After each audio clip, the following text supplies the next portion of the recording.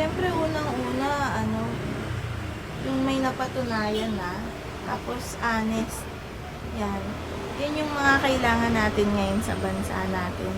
Kasi ang dami-dami ng lumalabas na balitang corruption sa politika natin. Definitely, malaking bagay yan sa panahon ng eleksyon.